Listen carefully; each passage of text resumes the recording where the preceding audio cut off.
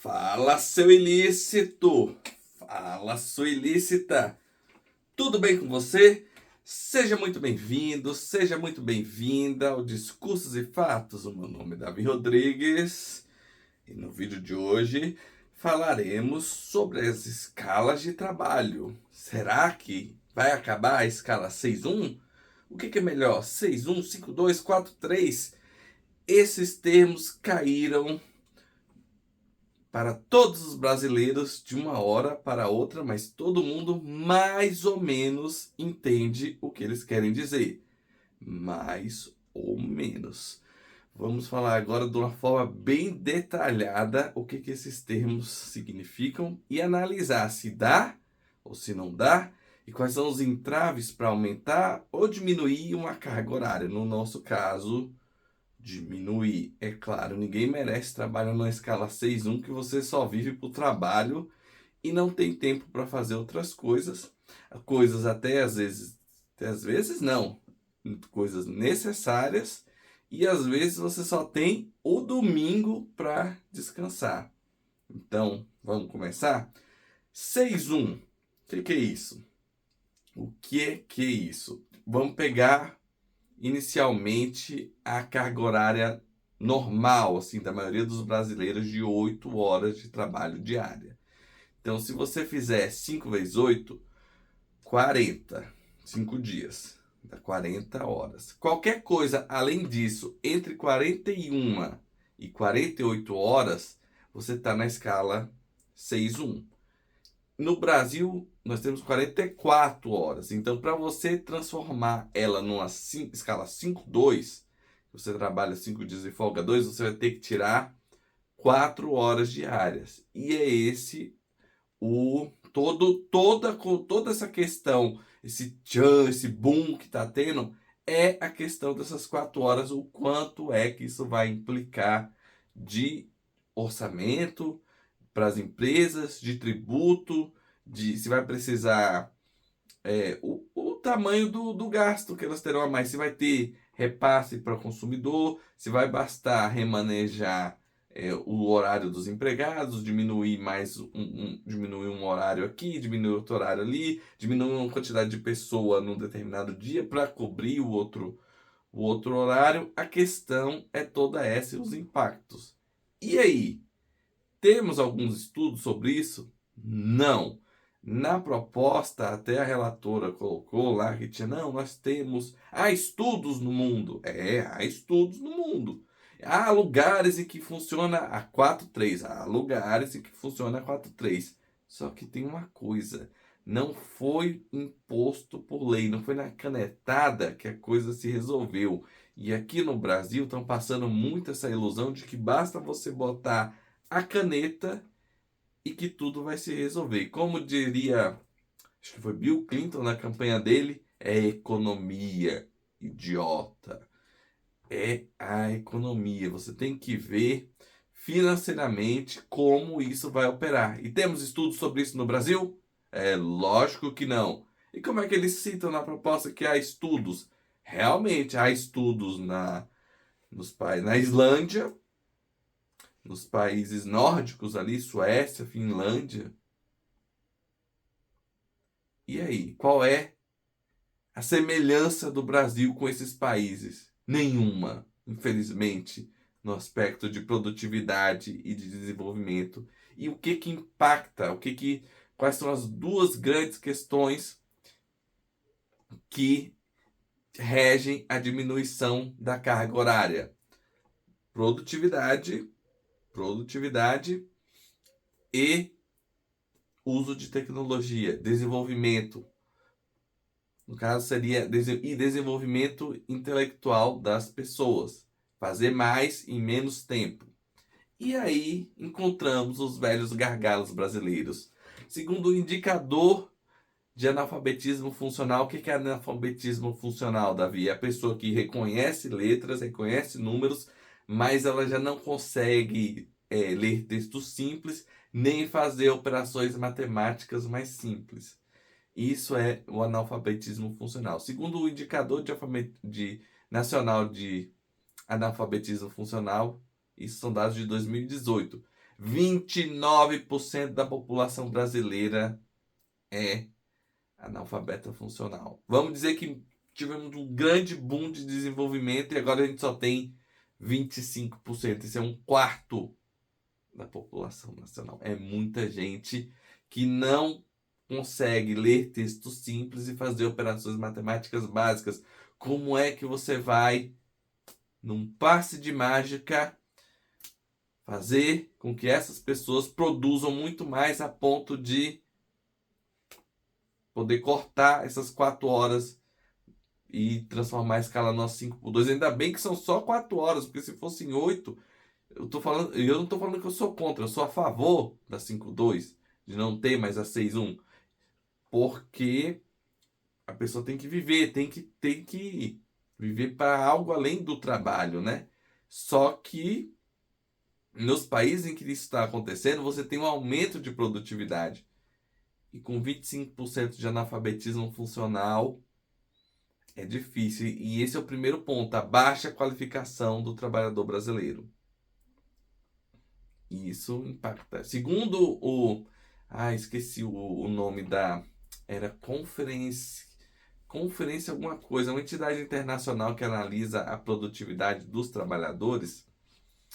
O trabalhador brasileiro, ele tem a produtividade cerca de um quarto da produtividade do norte-americano, que dá o quê? 25% também. A nossa produtividade seria 25% da de um trabalhador americano médio. O que não quer dizer que o trabalhador brasileiro ele é um quarto, que ele seja um quarto só, tem só um quarto da inteligência ou um quarto da tecnologia. Esse panorama é uma coisa ampla. Então, assim, ele pega desde os estudos até envolve sistema tributário, sistema de transporte do país, uso de tecnologias no trabalho. Então, assim, é uma coisa global. Além da qualificação, nós temos que ver como está a questão energética, o que você faz com a produtividade no que se refere à energia para você ter menores gastos e maiores resultados. Transporte, como você consegue transportar as coisas de um ponto a outro de maneira mais rápida. E isso aqui, nosso sistema é muito rodoviário. O ferroviário, ele é mais eficaz, ele é mais rápido, ele é mais seguro, tem menos acidente, menos engarrafamento. Ele é muito mais rápido. E a malha do Brasil é toda rodoviária. Dólar, cotação do dólar, que está a R$ 6 agora. Uma cotação muito alta inibe importação de produtos que aumentam a produtividade dos diversos setores. Desde computador, que fica mais caro, até grandes máquinas de grandes indústrias. Máquinas mais eficientes, que o Brasil não é um grande produtor de tecnologia de uma forma geral, industrial. Então a gente tem que importar. Então isso afeta muito. Impostos. Recentemente o governo Lula resolveu aumentar de 9% para 25% o imposto sobre os painéis solares. Então, assim, é bom para você começar a produzir internamente, mas o Brasil ainda importa muito. Então, se vai começar a desenvolver uma indústria, tem que ver o lado bom e o lado ruim, né? Mas o impacto inicial, para quem está comprando, é ruim. Vai ter que desenvolver toda a indústria, leva um tempo, né? Se tivesse leva um tempo. Se tivesse alguma outra forma, uma transição, né? Para a pessoa, para não chegar no impacto um impacto de 9 para 25% de imposto, aumenta muito o valor do painel solar. E ainda temos que levar em conta, com essa gama toda, ó, você vê, isso eles chamam de custo Brasil, que é o quê? Transporte, segurança, uso de novas tecnologias, a dificuldade, né, pelo alta cotação do dólar, alinhado com a defasagem de estudos, em muitos casos, dá uma produtividade muito baixa para o trabalhador brasileiro. E não é na canetada que isso se resolve. Temos que fazer? Temos que fazer. Como faremos? Quais serão os impactos? Como é que a gente aumenta a produtividade? Se quer aumentar, diminuir brutalmente o índice de analfabetismo funcional, aumentar, além disso, né, aumentar o índice de estudo seja técnico, seja universitário, da população para ela produzir mais, acesso a novas tecnologias, diminuição de imposto, um transporte melhor, segurança. Segurança impacta muito. Os estudos dos outros cantos eram com países nórdicos, Europa, os mais desenvolvidos do mundo. E aí sim, com esse aumento absurdo de produtividade, você consegue ir diminuindo paulatinamente as horas trabalhadas, mantendo uma qualidade de vida e mantendo uma renda gerada, tanto imposto quanto para a empresa, quanto para imposto para o governo, né? Horas e produtividade para a empresa e mantendo mais horas para o trabalhador. Então não é na canetada, não é tão simples. Queremos. Como faremos? Precisamos de estudos? Sim, para a gente ver os impactos, como a gente vai remediar em cada setor, se vai ter ou não muito reflexo no consumidor e também quais são as medidas necessárias para a gente aumentar a produtividade de um jeito tão forte, tão alto, que você não vai precisar mais ter que ter uma imposição de lei. Você vai paulatinamente diminuindo as horas. E não me venha como último argumento, pelo amor de Deus, me falar que isso é uma ingenuidade absurda. Falar que não deixa o empregador e o trabalhador negociarem, porque não, eles estão em níveis completamente diferentes em questão de poder. O empregador fala: olha, eu quero para tantas horas. E o empregado pode falar: ah, mas eu não quero. O empregador vai falar: tá, tchau, vou procurar outros. É completamente desigual essa questão. E assim, eu considero esse argumento muito ingênuo, porque a menos que você tenha sido servidor público a vida toda, ou você foi patrão, ou você foi empregado. E sentiu essa lógica. Não tem essa lógica de igualdade. Se você tiver, é quando o empregado é muito qualificado e muito disputado por empresas. Aí, nesse caso muito específico, você pode até ter, mas no geral, você não tem essa situação de igualdade. O empregador vai falar: olha, essas são as minhas condições, esses são os horários que eu quero, e se o empregado não, o candidato a empregado não se adequar, vai embora. Nem vai ser chamado para entrevista, nem nada. Então é realmente complicado. Queremos voltar para. Voltar não, é chegar à escala 5.2 para todos.